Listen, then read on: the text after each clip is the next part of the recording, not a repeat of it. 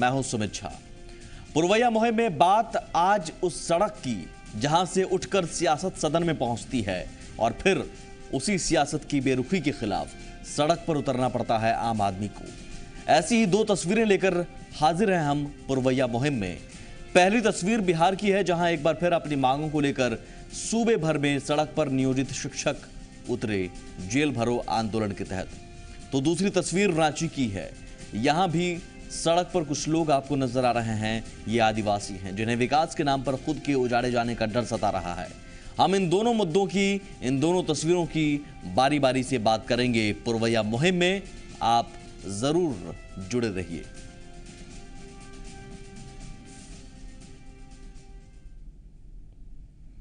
सबसे पहले बात रांची की। विकास के मुद्दे पर इन दिनों सियासत की होड़ मच गई है। विकास हो ना हो, लेकिन विकास के नाम पर सियासतदानों की सियासत खूब चमक रही है। जाहिर है विकास किसे पसंद नहीं, लेकिन सवाल है कि विकास किस शर्त पर हो। क्या किसी आदिवासी की जमीन जोर जबरदस्ती से लेकर? क्या विकास होने का मतलब आदिवासियों को अपने हक के लिए सड़क पर उतरने से है? यह सवाल इसलिए क्योंकि एक तरफ झारखंड में रघुवर सरकार विकास के नाम पर ग्रेटर रांची बसाने की तैयारी में है, तो दूसरी तरफ खुद के उजाड़े जाने के डर से आदिवासी सड़क पर उतर रहे हैं। अगले आधे घंटे पुरवैया मुहिम में यही सवाल।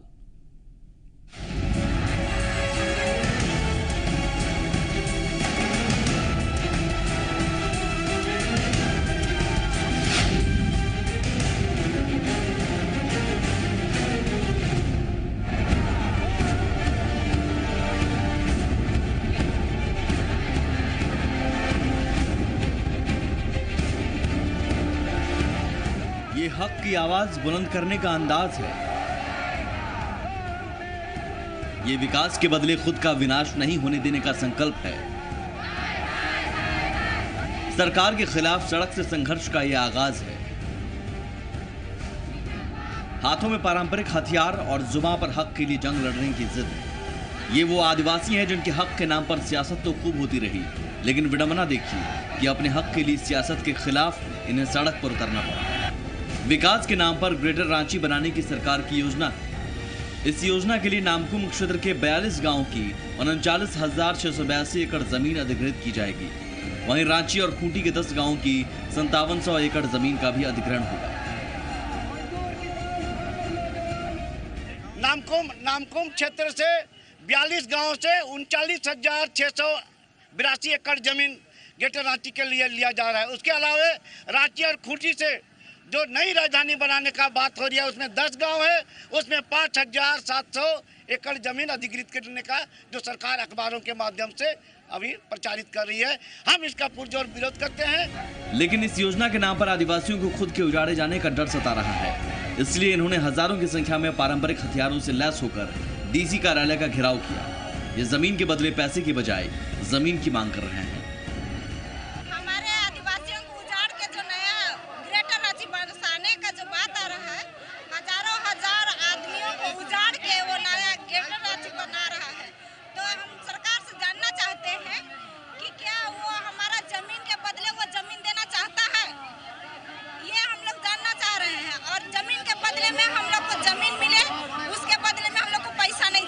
परियोजना आदिवासियों का CNT एक्ट का उल्लंघन है, 5वीं अनुसूची का उल्लंघन है, पेशा कानून का उल्लंघन है और सुप्रीम कोर्ट के फैसले के अनुसार आदिवासी और दलित का जो जमीन है खेती का, उसको सरकार अधिग्रहण नहीं कर सकती है। इसीलिए हम अपना आजीविका, अपना पहचान और अपना जिंदगी हम लोग नहीं खो सकते हैं। हम अपना संघर्ष करेंगे और ग्रेटर रांची का हम लोग रद्द करने का मांग को लेकर आज यहाँ पर प्रदर्शन कर रहे हैं। राजधानी रांची की सड़कों पर आदिवासियों की आवाज गूंजती रही, लेकिन इनकी आवाज बनने का दम भरने वाले सियासतदान कहीं नजर नहीं आए। बहरहाल देखना है कि विकास के नाम पर बसाए जा रहे ग्रेटर रांची की कीमत क्या आदिवासी चुकाएंगे या आदिवासियों को उनका हक मिल पाएगा। आशुतोष सिन्हा, जी मीडिया, रांची। और हमारे साथ रांची स्टूडियो से दो मेहमान जुड़ रहे हैं। प्रफुल्ल लिंडा, ग्रेटर रांची संघर्ष समिति के संयोजक हैं आप, स्वागत है सर आपका। और सुजीत भगत हैं, आर्किटेक्ट एसोसिएशन के सचिव। प्रफुल्ल जी, सबसे पहले मैं आपके पास आऊंगा और सबसे पहले जानना चाहूंगा आपसे, ग्रेटर रांची बन रहा है, जाहिर है एक विकास के नाम पर एक बड़ा कदम और बड़ी उपलब्धि आप नहीं चाहेंगे कि विकास हो, ग्रेटर रांची बने, चमक बिखरे झारखंड का? जो अभी झारखंड की स्थिति है, झारखंड एक खाद्य अभाव वाला राज्य है। यहाँ मात्र 30 से 35% हमारा अनाज का उपज होता है। ऐसे में अभी खेती का विकास करना सबसे बड़ा राज्य का काम होना चाहिए, लेकिन सरकार खेती के ज़मीन को अधिग्रहण करने का जो मंशा रख रही है, ये बहुत ही दुर्भाग्यपूर्ण है।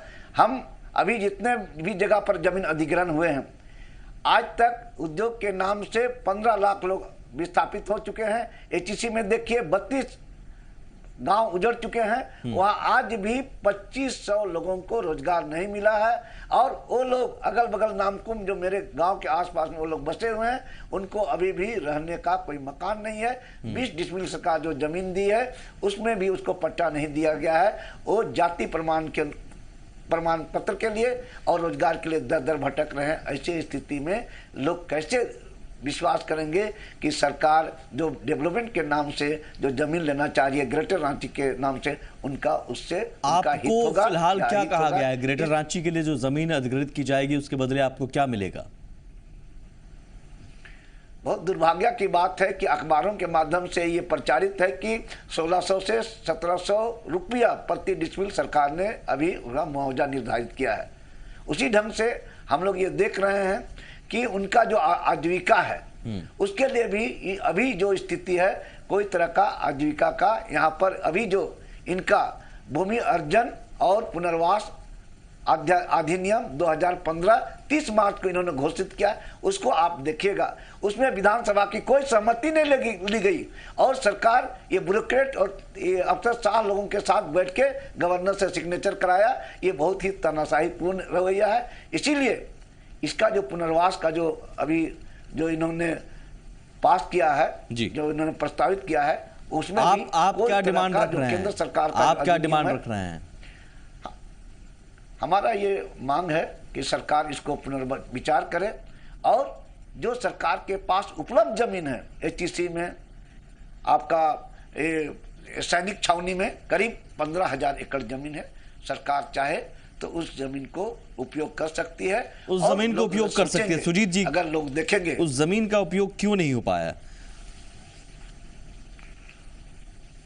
देखिए, किसी भी राजधानी का विकास करने के लिए, सुचारू रूप से करने के लिए वहाँ पे ज़मीन अधिग्रहण करना बहुत ज़रूरी है। क्योंकि अभी जो वर्तमान में रांची का जो स्थिति है, नेपाल हाउस, विधानसभा, सभी एक इधर से उधर है, कोऑर्डिनेशन नहीं हो पा रहा है। कोई भी ऑफिस एक दूसरे के कोऑर्डिनेशन में नहीं है। कोई नेपाल हाउस में चल रहा है तो कोई प्रोजेक्ट भवन में। तो इसलिए सरकार को चाहिए कि एक विधानसभा और सचिवालय कहीं भी बनाए। वो ज़मीन का उपयोग, अब वो तो नया मास्टर प्लान आने के बाद ही पता चलेगा कि वो ज़मीन का उपयोग सरकार किस रूप में करती है। लेकिन शहर का विकास के लिए, उसका आर्थिक प्रगति, बाहर का अगर लोग यहाँ पैसा लगाएंगे तो उसके लिए यहाँ प्रफुल्ल जी जो कह रहे हैं कि पहले से जो जमीन अधिग्रहित की गई है उसका आप इस्तेमाल कर नहीं पा रहे हैं, या फिर उसके बदले आपने कुछ ठोस मुआवजा नहीं दिया। सरकार पर सवाल जो उठ रहे हैं, क्या वो सवाल आपको जायज नहीं लग रहे हैं? नहीं, सरकार के पब्लिक की तो मांग जायज है, लेकिन सरकार, जहां तक हम अभी पढ़े थे 1950 में ये गुमला रोड में करीब आपका 1900 एकड़ जमीन सरकार ने एक्वाइर्ड की थी। बाद में एचईसी ने उसको लेने से मना कर दिया। उसमें भी ग्रेटर रांची आने का बात चल रहा था, लेकिन ये जमीन के बारे में अभी हमको वर्तमान स्थिति में पूरी जानकारी नहीं है। लेकिन नया मास्टर प्लान जो अभी हम लोग का 2037 आ रहा है, उसमें सरकार उसको किस उपयोगिता में लेगी, ये हम जानकारी करके आपको बताएंगे। नहीं तो फिलहाल अब अगर विज्ञापन के जरिए, अखबारों के माध्यम से, जो कि प्रफुल्ल जी कह रहे हैं, तो क्या ये ज़रूरी नहीं कि पहले वहाँ के आदिवासियों से, वहाँ के ग्रामीणों से पहले बात करनी चाहिए थी, उसके बाद आप अखबारों के जरिए ये बताते कि हम इतना या इतने गाँव की ज़मीन अधिग्रहित कर रहे हैं या तैयारी में हैं? जी, वो सरकार को इसमें करना चाहिए, अपने लोकल बॉडी को से बात करना चाहिए। प्रफुल्ल जी, आपको खबर कैसे लगी कि आपकी ज़मीन का अधिग्रहण होने वाला है? 14 मार्च को सभी जो हमारे अखबार हैं, प्रिंट मीडिया है, सभी में फ्रंट पेज पर प्रमुखता से आई है कि कहाँ 7 साइटों को इन्होंने चिन्हित किया है। वो यहाँ के कैबिनेट के द्वारा, यहाँ का जो जीआरडीए का जो चेयरमैन है सुखदेव सिंह उसके द्वारा जो अखबार में ये उन्होंने संबोधित आपको करके सरकार कहा कि की ये तरफ प्लान से की या गई सिस्टम योजना की है। तरफ से कोई बताने नहीं आया अब तक, या किसी ग्रामीण के पास अब तक कोई नहीं गया है? मुख्यमंत्री चुपके से गांव-गांव जा रहे हैं, मुख्य सचिव भी जा रहे हैं, लेकिन सवाल उठता है कि गांव अब जाते हैं, वहां का ग्राम सभा है, वहां पंचायत अधिनियम चल रहा है, वहां पेशा कानून के, तो इतने बड़ा काम हो रहे हैं, हवाई सर्वे सरकार के द्वारा किया जा रहा है, तो ये इतने सारे काम हो रहे हैं, लेकिन उससे गांवों को या वहां के लोगों को अनभिज्ञ है। हम सरकार से यह भी मांग करने का है कि जो भी कार्यक्रम होगा लोगों के सहमति से किया जाए, पेशा कानून के तहत किया जाए, 5वीं अनुसूची के तहत किया जाए, और छोटा नागपुर टेंडेंसी एक्ट। तो अभी अगर सरकार आपसे बात भी नहीं की है तो आपको डर क्यों सता रहा है? क्यों इतना डर सता रहा है अभी से? अब सरकार को इनिशिएटिव तो लेने दीजिए पहले। सरकार इनिशिएटिव लेने से हम लोग मना नहीं कर रहे हैं, लेकिन मुख्यमंत्री खुद एरिया में जाते हैं ना। आपने तमाम दिन देख रहे हैं, 5 बार मुख्य सचिव तुपुदाना और उस क्षेत्र में गए, किसी लोग वहां फोटो देख रहे हैं, मुख्यमंत्री खुद गए हैं 29 तारीख को, ये पिछले 29 तो मुख्यमंत्री है वो सूबे में कहीं जाएंगे तो इसका मतलब थोड़ी सवाल है कि गांव में वो जमीन अधिग्रहण के लिए जा रहे हैं। वहां पर जा रहे हैं, किस मकसद से जा रहे हैं? लोग ये जानना चाहते हैं कि आप गांव में क्यों आ रहे हैं, सीएम आपका मकसद क्या है? जाहिर है आपसे सूबे बात में करने कहीं में आपको जाएंगे कौन सा आपत्ति है? अरे आपको गांव में लोगों से बात करने के लिए आप इस जमीन पर खड़े हैं, तो वहां के लोगों से बात करने में आपको क्या हिचक है? ये हम तो मुख्यमंत्री से, मुख्य सचिव से और सुखदेव सिंह जो वहां पर जीआरडीए के चेयरमैन है, वो तो आप देखिए व्यवहारिक तौर पर सुजीत जी, व्यवहारिक तौर पर ये संभव भी नहीं है कि बिना उन ग्रामीणों की इजाजत के जमीन का अधिग्रहण हो जाए। ये सब तो खबरें अभी प्रिंट मीडिया में ही आ रही है, लेकिन सरकार 3 जगह अभी ग्रेटर रांची की बात कर रही है।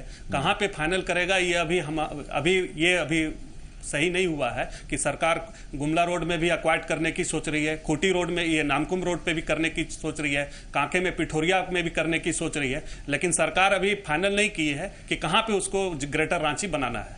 जो भी बात हो, अगर मानो सरकार फाइनल अभी नहीं की है, लेकिन जहां भी ये प्रोसेस शुरू हुआ है वहां के लोगों को तो ये अवगत होना चाहिए कि भाई हम इस प्रोसेस में लाना चाहते हैं, आप इसमें सहमत हैं या नहीं सहमत हैं, आपको कौन कौन सी परिस्थिति का सामना करना पड़ेगा। जब भी भूमि अधिग्रहण होता है तो वहां सामाजिक आर्थिक एक संरक्षण होता है जिसको केंद्र सरकार ने हटा दिया। वहां खेती का जमीन को नहीं लेना है, इसको भी अभी जो प्रावधान आ रही है उसमें ये हटा रहे हैं। सुजीत जी, उसके अलावे यहाँ पर जी अब तक क्या प्रोसेस हुआ है?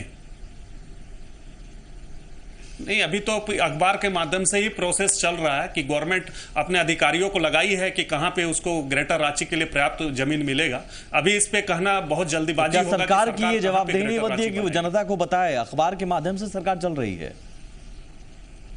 सरकार को जवाबदेही अभी जब वो जमीन अधिग्रहण करके उसको लगेगा कि 3-4 जगह ये रांची में बात चल रही है ग्रेटर रांची बनाने की, तो सरकार इसको बताएगी वो कहां पे एक्वायर्ड कर रही है लैंड। लेकिन अभी से इसका विरोध करना हम समझते जब तक सरकार फाइनल नहीं कर रही है वो जायज नहीं होगा। अभी से विरोध करना हमारा ये कहना है प्रफुल्ल जी। जी नहीं, हमारा ये कहना है कि आप जब प्रोसेस शुरू करते हैं उसमें बहुत सारा प्रावधान है, CNT एक्ट है, पेशा कानून है,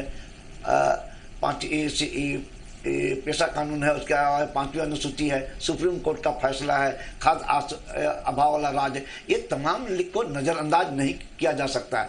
हम लोग का ये डर है कि सरकार इस ढंग से ये जो छुप के काम कर रही है, इससे लोगों को बहुत गलतफहमी हो रही है। और सरकार से ये हम लोग जानना चाहते हैं कि जहाँ भी करे सरकार इन प्रावधानों को लागू करे और CNT एक्ट, 5वीं अनुसूची, पेशा कानून और सुप्रीम कोर्ट का फैसला का माने अनुपालन हो। नहीं, विरोध अभी से आप कर रहे हैं, जो सुजीत जी कह रहे हैं कि अभी तो चीजें कुछ हुई नहीं हैं। आपने अभी बहुत सारा रोड के लिए अभी अगल बगल में आप क्या देखें, आप जमीन अधिग्रहण हुआ, उनको पैसा दिया गया, लेकिन उनका पैसा कोई दलाल खा गए। इतने जगह धनबाद में देखिए अरबों रुपया उनका पैसा ले लिया गया। यहाँ ग्रेटर रांची के लिए जो उनका कवायद की जा रही है, उस कवायद को लेकर आप भी के पास भी कोई जानकारी ठोस नहीं है, या फिर सरकार भी अभी खुलकर नहीं सामने आ रही है कि भाई हमारा ये प्लान है, हम इस प्लान के तहत यहाँ जमीन एक्वायर करने जा रहे हैं? अभी कोई चीजें ठोस नहीं हुई है। उससे पहले सड़क पर उतरकर इतनी बड़ी संख्या में पारंपरिक हथियारों से लैस होकर विरोध करना, मतलब आपके पास आधार क्या है? पिछले मास्टर प्लान बना, मास्टर प्लान में जन सुनवाई हुई, आपको तब अभी पता नहीं होगा। 2012 में ये मास्टर प्लान 2037 को इन्होंने नेट में लगाया और उसमें गांव-गांव से ये मांग किया, हमारे गांव से भी मांग किया कि आप जमीन देना चाहते हैं या नहीं देना चाहते हैं, और उन्होंने उसका डेट रखा था मई, जबकि नियम था कि जिस दिन आप नेट में डालते हैं। ये सर आप पुराने उदाहरण दे रहे हैं, उसका मैं आता हूं सर, एक दर्शक हमारे साथ हैं। ये मास्टर प्लान नहीं तो अभी ग्रेटर रांची को लेकर मास्टर प्लान कहां बना है? अभी यह फाइनल कहां हुआ है? मास्टर प्लान बन गया है, तब आप मास्टर प्लान में सुजीत जी कह रहे हैं, जो सुजीत जी कह रहे हैं कि अभी तक फाइनल नहीं हुआ है। मेरे पास तमाम नक्शा है सुजीत जी, गवर्नमेंट ऑफ झारखंड हुआ है क्या? नहीं, ये मैंने मास्टर प्लान में चूंकि ट्राइबल का विरोध के कारण बहुत सारे गांव को छोड़ना पड़ा, और वर्तमान जो मास्टर प्लान है वो 550 स्क्वायर किलोमीटर में है। वो रिंग रोड से वो रिंग रोड तक ही वो मास्टर प्लान एरिया डिसाइड हो चुका है कि कहां इंक्लूड करने जमीन अधिग्रहण होना है। नहीं, ग्रेटर रांची का डिसाइड नहीं हुआ है इस नया मास्टर प्लान में। ग्रेटर रांची मैं आता हूं, एक दर्शक हमारे साथ हैं मुजफ्फरपुर से, सुधीर कुमार ओझा जी। सर सुधीर जी, आप तक आवाज आ रही है तो अपनी बात रखिए। सुधीर जी, आप तक आवाज आ रही है?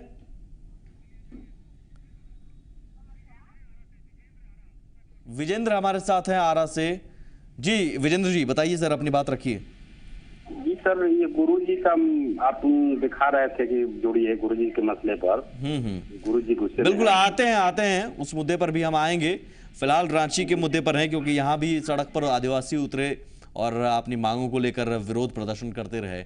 हम उस मुद्दे पर भी आएंगे, लेकिन सवाल सीधा है सुजीत जी, मास्टर प्लान आप कह रहे हैं कि उसमें रेडी नहीं है, ये कंफ्यूजन क्योंकि क्रिएट हो रहा है। वो कह रहे हैं कि आप गलत भावना से, अधिकारी जा रहे हैं गांव में, बात कर रहे हैं, धीरे धीरे चोरी छुपे सब कुछ हो रहा है। आप कह रहे हैं कि अभी कुछ फाइनल नहीं हुआ है और सड़क पर इतनी बड़ी संख्या में प्रदर्शन होने लगे। चीजें हैं क्या, वास्तविकता है क्या? वास्तविकता यह है कि सरकार ने अभी तक डिसाइड नहीं किया। जब पहले झारखंड बना था तो कभी सुकुरहुटू में मास्टर प्लान बनने का बात हुआ, इसकी पीछे वाली सरकार थी वो एचईसी में ही ये विधानसभा और सचिवालय बनाने की सोच रही थी ग्रेटर रांची। अभी की सरकारें हैं वो 3-4 जगह बात कर रही है, इसलिए सही ढंग से पब्लिक के सामने बात नहीं आ पा रही कि आखिर ग्रेटर रांची बनेगा कहाँ। हर सरकार इसको मैंने चेंज कर देती है। कोई सरकार चाहती है पिठोरिया में बने, सुकुरहुटू में, कोई चाहता है नामकुम में बने, कोई गुमला रोड में बने। तो अभी ये चीजें क्लियर नहीं हो पाई है और इसलिए अभी से विरोध करना इसका हम समझते जायज नहीं है। चूंकि सरकार ग्रेटर रांची बनाएगी ही, क्योंकि जो 6 पे कमीशन के बाद हमारा एफोर्डेबल जो हाउसिंग था वो काफी ज्यादा तो ग्रेटर रांची का मास्टर प्लान अभी फाइनल नहीं है, यही ना? जी जी जी जी प्रफुल्ल जी, आप कह रहे हैं कि फाइनल है, सब कुछ हो रहा है। एक्चुअली में अभी जो इन्होंने इंटरनेट में जो डाला है, खूंटी रांची रोड और ये आपका रांची टाटा रोड के बीच में इनका एक इंटरनेट करीब वहाँ से 35 किलोमीटर, खूंटी से मेन रोड से 35 किलोमीटर का इंटरनेट में ये अधिग्रहण ग्रेटर रांची, जैसे ग्रेटर नोएडा है इसी तरह ग्रेटर रांची के लिए इन्होंने प्लानिंग करके नेट में डाला है। लोग जान गए हैं कि सरकार की मंशा क्या है, ये कर नहीं पा रहे हैं क्योंकि एक्चुअली ये गैर कानूनी ढंग से, बहुत ही संवैधानिक ढंग से ये जो अभी पुनर्वास का जो नीति ये हड़बड़ी में लाया। विधानसभा चल रही थी, विधानसभा में इसको पास कराना चाहिए था, लेकिन इन्होंने नहीं पास किया। वो जानता था कि हम इसको, और जबरदस्ती गवर्नमेंट के यहाँ से ये लोग 30 तारीख को उसे हस्ताक्षर करा लिए और ये पुनर्वास नियम बन गया है। इनको बहुत हड़बड़ी है कि हम ग्रेटर रांची के लिए जमीन अधिग्रहण करें, और इसके लिए इन्होंने नेट पर रांची से खूंटी तक और रांची से टाटा रोड में 35 किलोमीटर का ये नेट में डाले हैं कि हम इतना जगह पर हम ग्रेटर रांची बनाएंगे। और जैसा इन्होंने कहा कि बहुत सारा लोगों को आवाज देने का, इसके पीछे की क्या सच्चाई है सर? और बड़े बड़े कारपोरेट सर है, हम लोग इंटरनेट में आपको दिखा नहीं, अभी तो सरकार, हमको जहां तक जानकारी है, चूंकि सरकार से हम लोग लगातार संपर्क में रहते हैं, अभी सरकार इस पर डिसाइड नहीं की है कि वो ग्रेटर रांची कहां पर बनाएगी। लेकिन चूंकि गवर्नमेंट को विधानसभा, सेक्रेटरीट, सचिवालय बनानी है, तो वो इस पर पहल कर रही है, लेकिन 3 जगह पे कहां पे डिसाइड हो, कहां पे बनेगा, ये अभी कहना बहुत जल्दीबाजी होगा।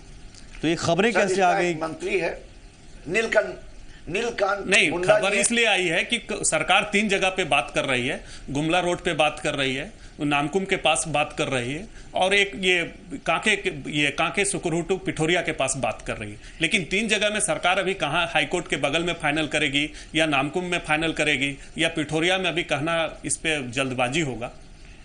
आर्किटेक्ट होने के आइडिया नाते आप लोग क्या आइडिया दे रहे हैं? नीलकंठ मुंडा जी, उनका बहुत दबाव है सरकार पर कि ये देखिए, टेक्निकल बातें हैं कि गवर्नमेंट को चूंकि हाउसिंग वगैरह का बहुत सारे कोऑर्डिनेशन यहाँ पे नहीं हो पा रहा है। सारे ऑफिस जो रांची में है वो इधर उधर है, कोई नेपाल हाउस में चल रहा है, कोई प्रोजेक्ट भवन में चल रहा है, कोऑर्डिनेशन हो पा रहा है, इसलिए विकास यहाँ पे रुक गया है।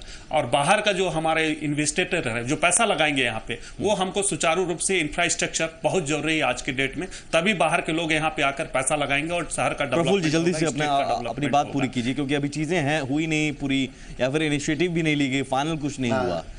आपका आधार, ठोस आधार है क्या? सर, ये 3 जगह पर सरकार की निगाह, ये इनकार नहीं कर सकते हैं, निगाहों पर ये निगाह लगाए हैं, और उसमें से एक जगह सिलेक्ट करेंगे, उसमें हम भी प्रभावित होंगे। इसीलिए जब हम प्रभावित होंगे, इनका जब नजर है हम पर, अखबार तमाम आप चाहेंगे कि सरकार से आपकी बातचीत हो, सरकार आपसे बात करे, इसीलिए हम प्रभावित होने वाले हैं। हम अपने को सुरक्षित करना चाहते हैं। हम हमारा जो भी अधिग्रहण या जो भी फैसला होगा उसमें सही होना चाहिए, कानूनी होना चाहिए, संवैधानिक होना चाहिए। ठीक है, हम इसके लिए शुक्रिया सर, आप दोनों का शुक्रिया, चाहते हैं हमारे स्टूडियो में आए, चर्चा की। और जरूर हम भी चाहेंगे कि किसी का हक छीनकर विकास ना हो। खासतौर पर आदिवासियों की जब भी बात आती है तो सियासतदान उनके हक की आवाज बुलंद करने का दावा करते हैं, लेकिन इस ऐसी मुद्दों में अक्सर शायद उन्हें भुला दिया जाता है। इसलिए इतनी संख्या में आदिवासी सड़क पर उतरे, लेकिन सियासतदान नजर नहीं आए। देखना आने वाले दिनों में आदिवासियों का हक छीनकर तो कहीं विकास नहीं होता है, नजरें हमारी रहेगी। फिलहाल एक छोटा सा ब्रेक लेंगे, ब्रेक के उस पार बिहार का रुख करेंगे। यहां भी सड़क पर आंदोलन चल रहा है, गुरुजी का आंदोलन।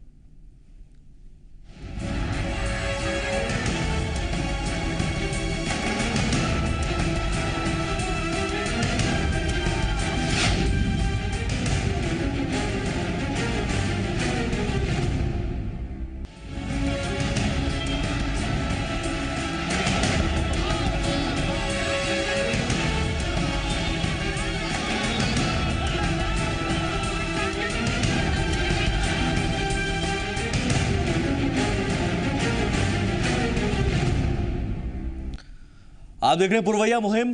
बात अब गुरुजी की, जो गुस्से में है फिलहाल। शिक्षा व्यवस्था का नाम जहन में आते ही सड़कों पर नारेबाजी करते गुरुजी की तस्वीर उभरने लगती है। पिछले कई दिनों से बच्चों को पढ़ाने के बजाय गुरुजी सड़क पर उतर रहे हैं, तो कभी धरने पर बैठते हैं, और आज जेल भरो आंदोलन के जरिए सूबे के अलग अलग हिस्सों में सड़क पर गुरुजी उतरे। आखिर गुस्से में क्यों हैं गुरुजी, और गुरुजी के गुस्से की वजह से कब तक बच्चों का भविष्य यूं अधर में लटका रहेगा? अगले आधे घंटे पुरवैया मुहिम में यही सवाल।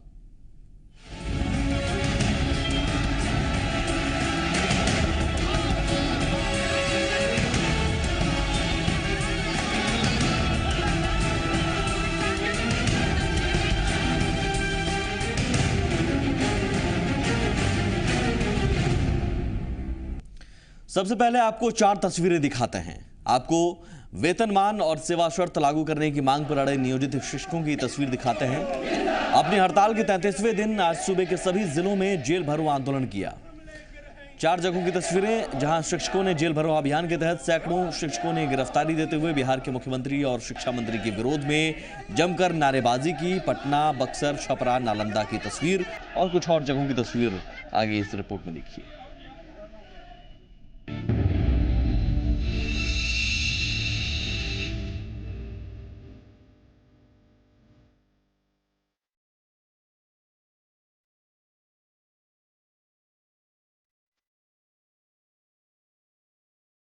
गिरफ्तार करो, या तो हमें पूर्ण वेतनमान दो, सरकारी शिक्षक का दर्जा दो, और नहीं तो गिरफ्तार करो। अब मेरा पॉकेट खाली हो गया है, मेरे पास पैसा नहीं है कि हम बाहर रह सकें।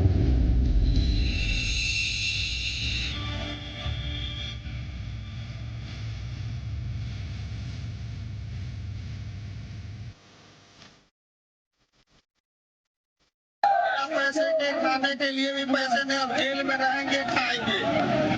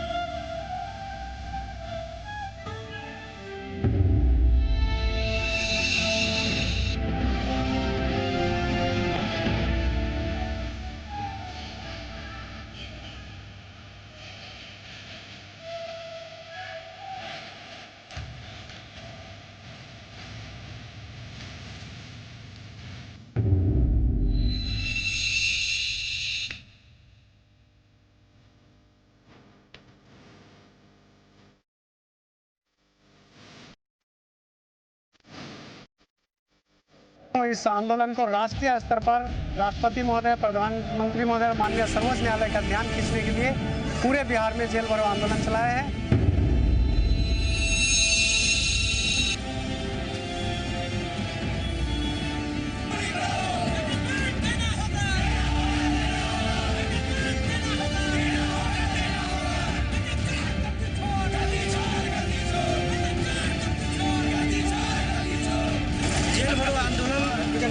अपनी गिरफ्तारी सुनिश्चित करने आए हैं और राज्य सरकार की संवेदनहीनता को हम लोग उजागर कर रहे हैं और इस संबंध में अपनी गिरफ्तारी दे रहे हैं।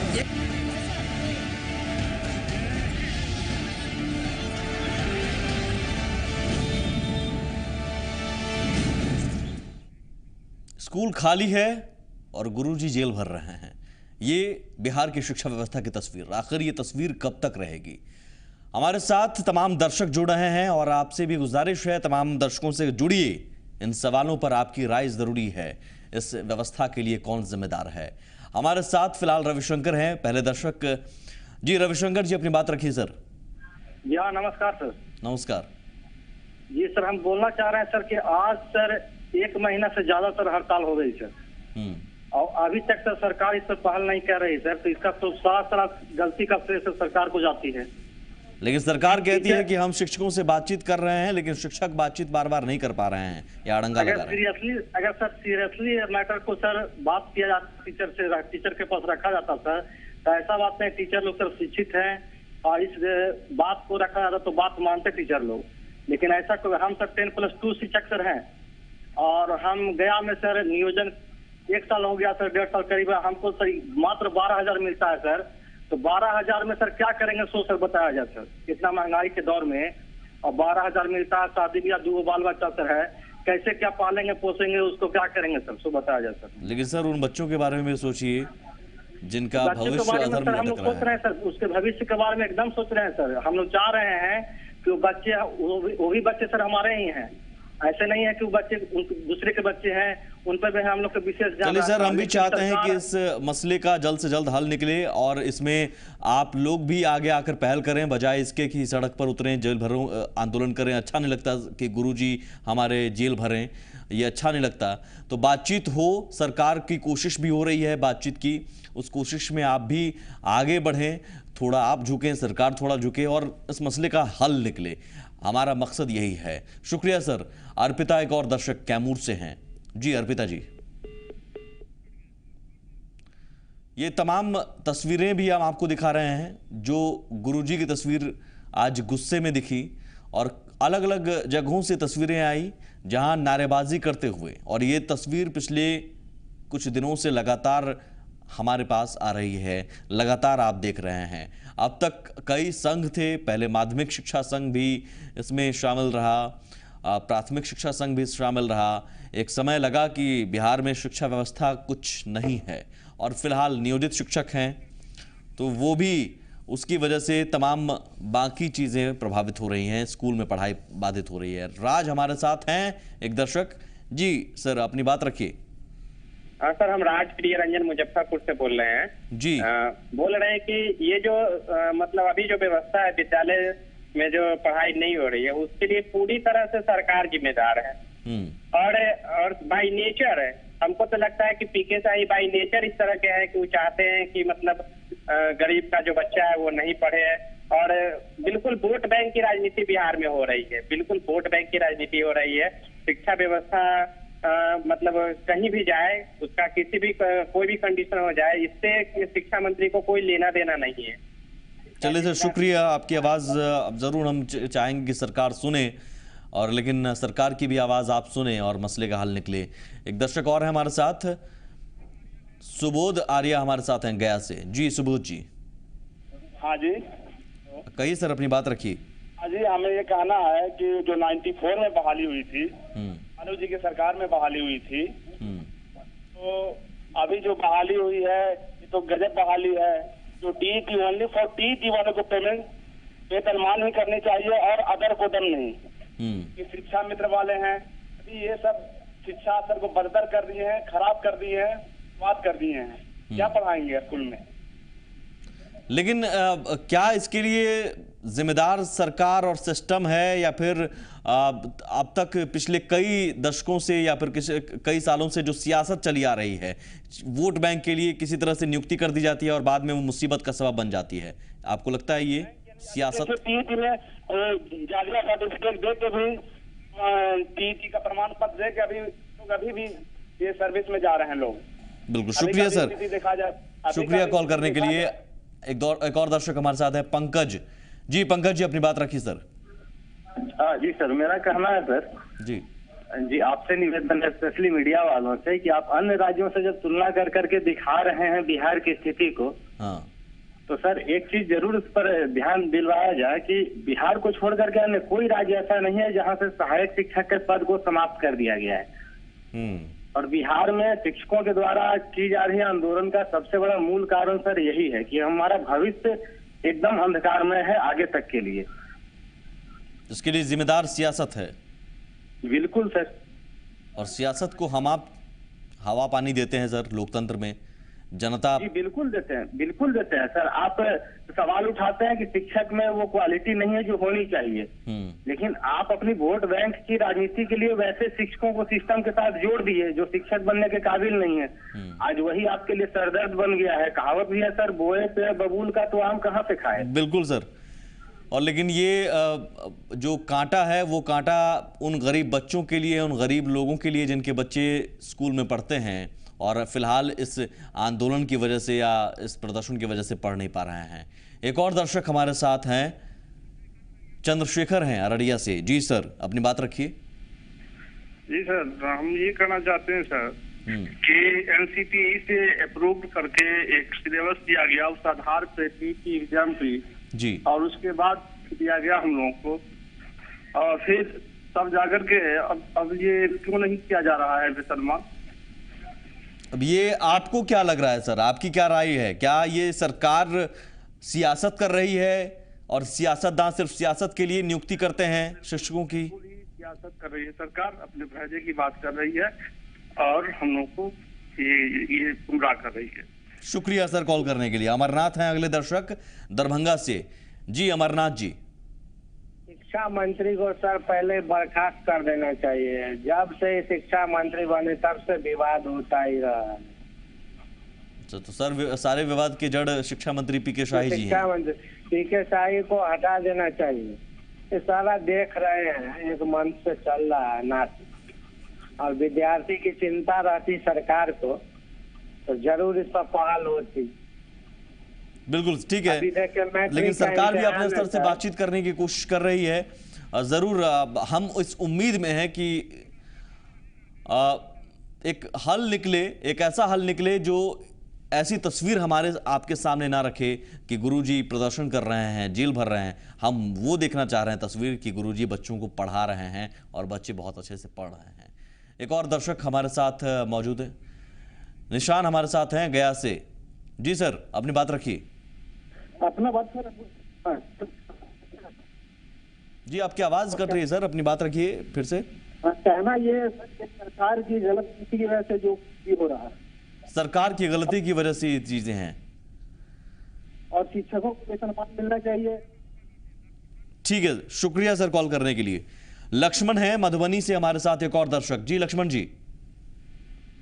देखिए, हम लोग तो किसान हैं, बच्चा लोग पढ़ता है अपना सरकारी स्कूल में जी, लेकिन ये हड़ताल के कारण बहुत दिक्कत है। इसमें सरकार को चाहिए कि समाधान कर दे जल्दी, जो भी देना है या करना है। क्या कि सरकार का अपना जो फैसला होता है विधानसभा में तो सब दल एक स्वर से पास करा लेता है एक दिन।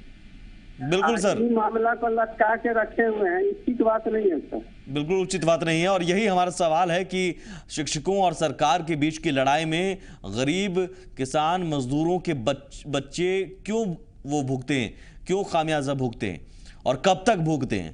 आखिर क्या उन्हें पढ़ने का हक नहीं है? और इन हालात में वो कैसे पढ़ें, कैसे बढ़ें? एक और दर्शक हमारे साथ मौजूद हैं, श्रवण है दरभंगा से। जी सर, अपनी बात रखिए।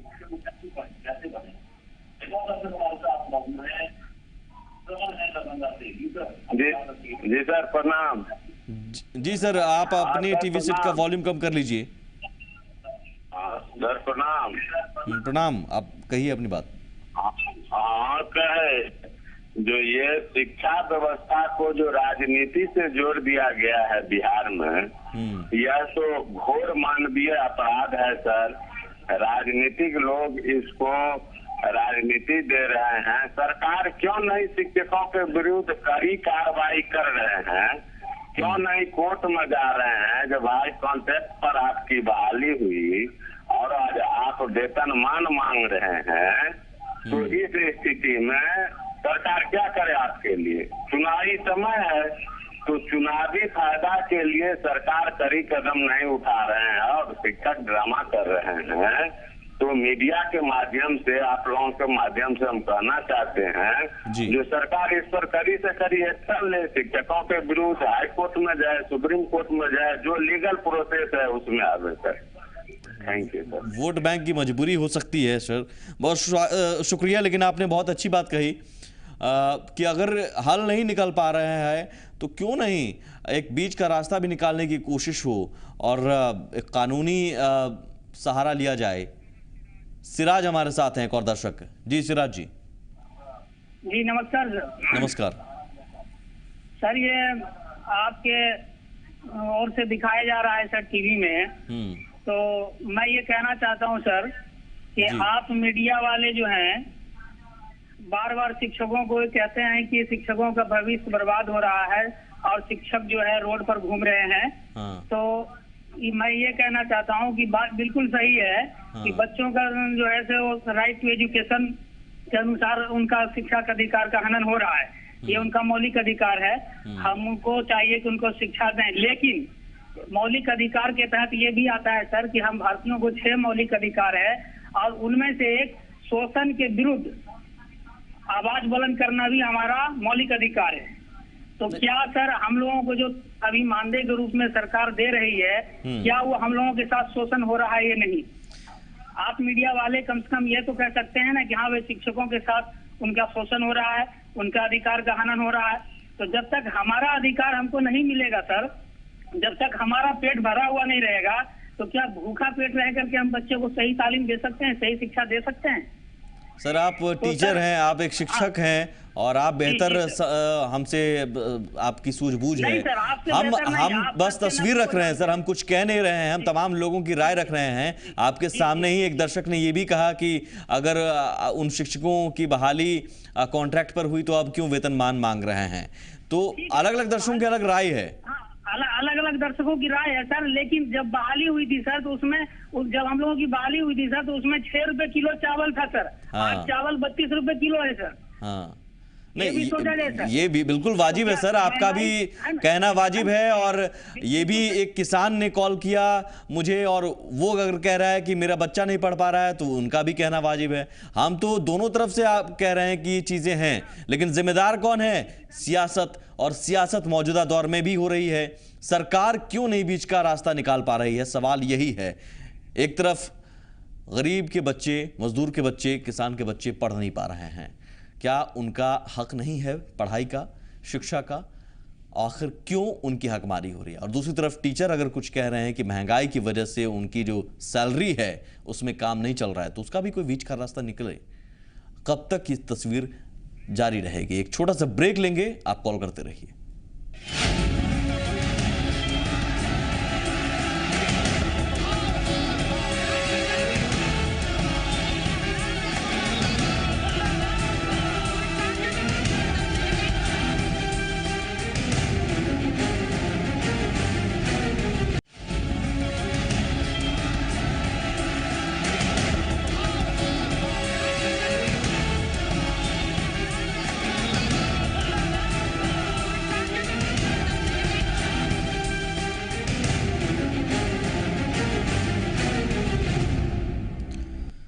गुरुजी गुस्से में है और इस गुस्से का असर स्कूल पर पड़ रहा है। स्कूल में पढ़ाई ठप है, या फिर हम यूं कहें कि बाधित लगातार होती रही है, हो रही है। और गरीब के बच्चे जो सरकारी स्कूल में पढ़ते हैं वो नहीं पढ़ पा रहे हैं, उनका हक छीना जा रहा है, शिक्षा का अधिकार। लेकिन सवाल है कि इस व्यवस्था के लिए जिम्मेदार कौन है? जेल भरो आंदोलन आज गुरुजी करने के लिए सड़क पर उतरे। स्कूल खाली है लेकिन जेल भरते रहे गुरुजी। आनंद हमारे साथ हैं, दर्शक दरभंगा से। जी आनंद जी। हाँ सर नमस्कार, मैं अभी दरभंगा आनंद कुमार ज्योति बोल रहा हूँ। अभी मैं गिरफ्तारी देकर आया हूँ जेल से। जी। 2006 में मेरा नियुक्ति हुई थी। हाँ। मैं सरकार से बस इतना जानना चाह रहा हूँ, वो भी स्पष्ट घोषणा के रूप में, कि जब हम लोगों को शिक्षा विभाग में नियुक्त किया गया जी, तो अगर हम पूरे भारत में या बिहार राज्य में शिक्षा के चरमराए हुए जो भी स्केल था, जिसमें टीचरों की संख्या बहुत कम थी और हमें गुणवत्तापूर्ण शिक्षा चाहिए अपने बच्चों के भविष्य के लिए, तो फिर ऐसे शिक्षकों की नियुक्ति क्यों की गई? इतने बड़े लाखों संख्या में, जिनको 1500 और 4000 के मानदेय पे नियुक्त किया गया, लाखों में। अगर लाखों में अगर आपने नियुक्त किया तो आपको यह भी बात सोचनी चाहिए थी सरकार को कि आने वाले समय में जो भी हमारी बजट होती है परिवार की, जी, परिवार की संख्या की, बिल्कुल हर साल बढ़ोतरी होनी चाहिए थी उसमें, और महंगाई के हिसाब से उसमें इजाफा होना चाहिए। बिल्कुल। तो आपका कहना है कि ये आप तब वेतन सिर्फ बढ़ोतरी की बात कर रहे हैं या फिर स्थानीय आपको स्थायी भी किया जाए? नहीं, हमें वेतनमान चाहिए। जो हमारे बड़े भाई जो पहले से जो नियुक्त है, जो हमारा मांग है, समान काम समान वेतन मान चाहिए हमें, और समान सेवा शर्त चाहिए। ठीक है सर, देखिए सरकार से बातचीत आप भी कीजिए और सरकार आपसे भी बातचीत करना चाह रही है, तो एक बीच का रास्ता निकालिए, क्योंकि जरूरी है उन बच्चों के बारे में जरूर सरकार को भी सोचना होगा और आप सबको भी सोचना होगा। इसलिए बीच का रास्ता निकालने की कोशिश होनी चाहिए और सरकार को भी कोशिश करनी चाहिए जल्द से जल्द। रंजीत हमारे साथ हैं, एक और दर्शक नालंदा से। जी रंजीत जी। जी good evening sir. Good evening. नहीं, अभी जो गार्जियन बोले कि शिक्षा को कड़ा से कड़ा सजा मिलना चाहिए, ये होना चाहिए, वो होना चाहिए, इसी पर हम बात बोल रहे हैं कि एक तरफ सरकार कहती है कि गुणवत्तापूर्ण पढ़ाई दीजिए। अभी हम लोग नियोजित शिक्षक हड़ताल पर हैं, फिर भी सरकारी जो नियमित टीचर हैं वो स्कूल खोलते हैं, बैठते हैं और बिना लड़कन के पढ़ाए हुए सरकार उसको पेमेंट दे रही है। और हम लोग जो है पेमेंट पढ़ा रहे हैं, अब तब पेमेंट देने में ऐसे सरकार जो कचकचा रही है। आज सरकार सर इतना दिन हो गया है, ये मुखिया के पेमेंट बढ़ा दिया, नेता के पेमेंट बढ़ा दिया, सबका पेमेंट बढ़ा दिया, लेकिन टीचर को ये नीतीश कुमार जी देख नहीं रहे हैं। कितनी बड़ी गुनाह की बात है, बताइए सर। चलिए सर, मैं चाहूंगा कि आपका भी दर्द दूर हो और उन बच्चों का भी हक ना मारा जाए, उन बच्चों को भी हक मिले। शिक्षा का अधिकार जो कहा गया है संविधान में, वो उन्हें भी मिले, उनसे वो वंचित ना रहें और स्कूल में पढ़ाई हो, शिक्षा व्यवस्था दुरुस्त हो। और सरकार को कम से कम कोशिश करनी चाहिए। सुशासन बिना शिक्षा के नहीं होता है, इसलिए पहले शिक्षा व्यवस्था दुरुस्त करें, फिर सुशासन का राग अलापें। बहुत शुक्रिया आप सभी दर्शकों का कॉल करने के लिए। नमस्कार।